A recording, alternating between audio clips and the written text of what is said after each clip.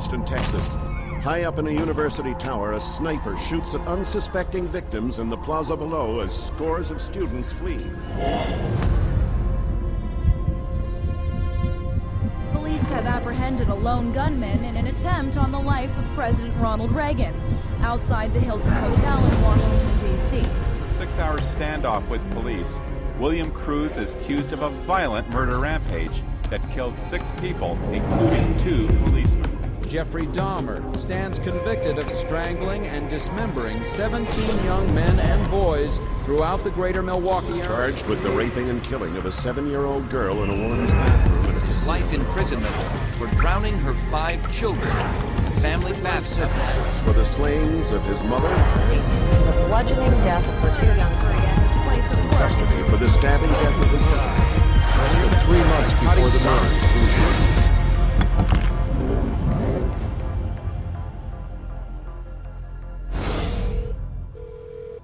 Police department? Yeah. I just killed my 2 daughters. Sir? Yeah. Tell me what happened. Okay, what's going on right now? I just freaked out and killed them. Are you on medication? Yeah. What kind of meds are you on, sir? I'm on antidepressants.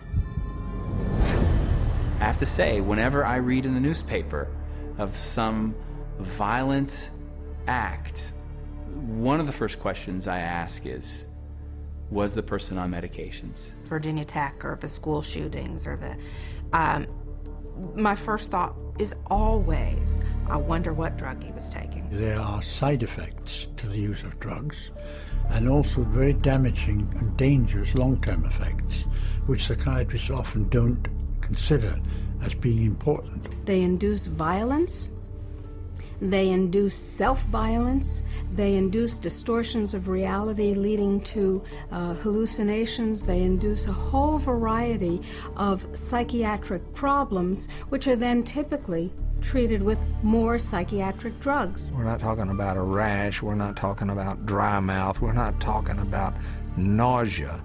We're talking about sudden, compulsive, overwhelming suicidal or homicidal urges.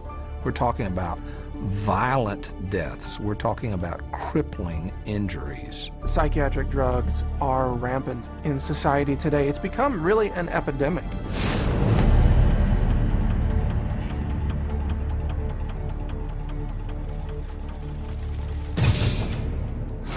The first drug that they put him on, I did not like it. He had very bad reaction. He became a completely different person. He was very, as you would say, aggressive. He became obsessive compulsive, paranoid about bad guys, afraid of dying. He started sniffing his hand 20 to 30 times a minute, out of control rages. He couldn't think straight, he couldn't act straight. It made him irritable, it made him violent. At one point he threatened to kill himself and to kill me, and he was only 6 or 7 years old. From the moment that I started taking these drugs and to the moment that I stopped, all that happened in my life was things got worse. Depression got worse, the anger got worse, the outbursts got worse. I had no idea what was happening to me. I would start quivering and shaking. I would drop onto the ground. Literally, I could not control anything. Within 4 hours of taking 25 milligrams of Zoloft, I was standing on a balcony at a church. And again, there was the thinking, I'm going to jump.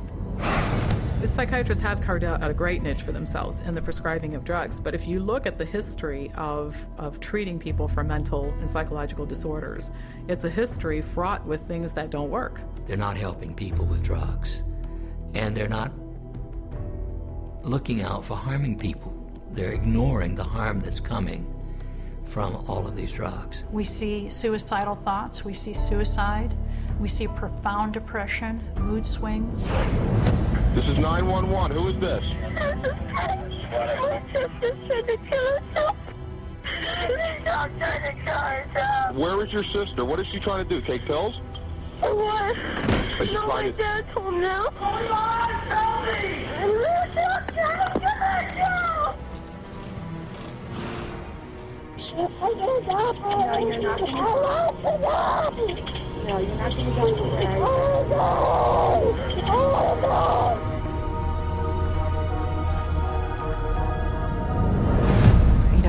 think that a drug could affect someone's behavior in that way, but it does. It happens all the time. Suicide is just one in a long list of possible side effects of the medications that the doctors will seldom link to the medication, but instead blame it on the patient. What's the cause of death going to be written?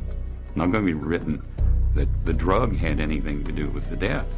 It's going to be recorded as a suicide. There's not a single psychiatric drug out there that's going to fix a problem. At best, it's going to cover up symptoms. At worst, it might kill you.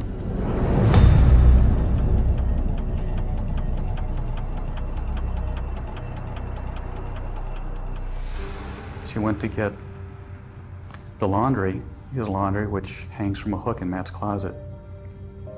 And instead of finding the laundry, she found her son. By the time he died, he was really mutilating himself. He carved hate into his thigh. He had gone into his closet that night, tied a rope around his closet rod, put it around his neck, shut the light off, knelt down. I ran back to him and I touched his back and I says, "No, honey, he's cold, he's gone." I'm as certain as I can be that Celexa killed my daughter. I will always blame my son's death on psychiatric drugs.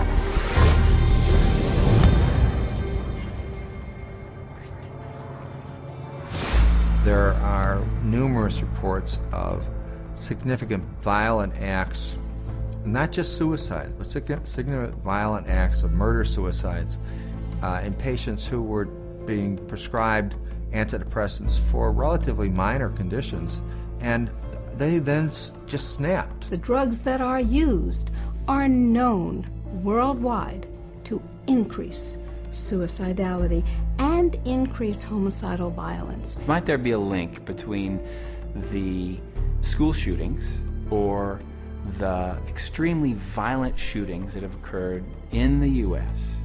and the prescription of certain psychotropic medications?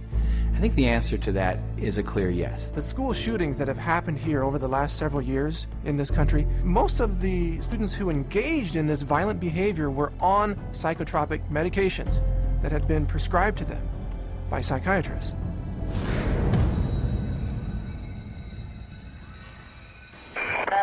Where's your emergency? There's a student shot at Westside High School, Middle School. Been what? A student shot at Westside Middle School. Okay.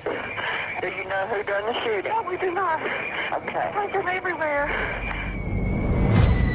I was lucky I wasn't shot because I was the only one standing up. My friend Nate got shot in the shoulder. Oh my God, I can't believe this is happening.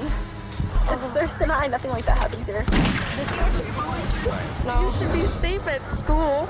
It should be a safe place. Just horrible images that you never want to see again in your mind. And I was praying to God for someone to come help me. He wasn't just my boyfriend, he was my best friend. A nightmare. I didn't think he had...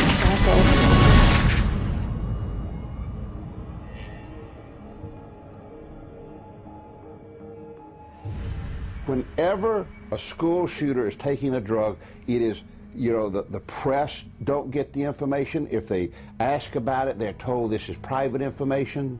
So the public is kept in the dark about the drugging of these kids that leads to this violence. You have to ask yourself, how much help can these drugs be to somebody if they start experiencing these side effects of extreme anxiety, a desire to kill themselves, desire to kill others? What kind of help is that for the person? Did you see these kinds of incidences in the 1960s or pre-1960?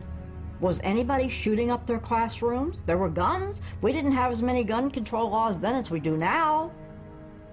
No, we didn't. So what's different?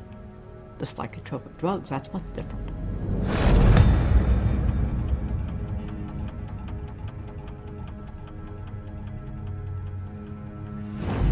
These psychiatrists are, in a sense, crippling people at the same time they claim to be treating them. They are mainly just drug pushers. You go on this drug, if it doesn't help you can try this one, and if that doesn't work, you can try this one. This is one incredible money-generating machine when this is your approach to treating people. It's about making money. It's not about getting people better or helping people in a service industry or helping people feel well. More than anything else, even more horrific than all the lives lost as a result of this callous profit-seeking, is the notion that our country is being destroyed. What we see in the homicides and the suicides is only the tip of the iceberg compared to exactly what's happening to people out there. How many deaths have to occur before the public wakes up? Wake up. Wake up before it's too late.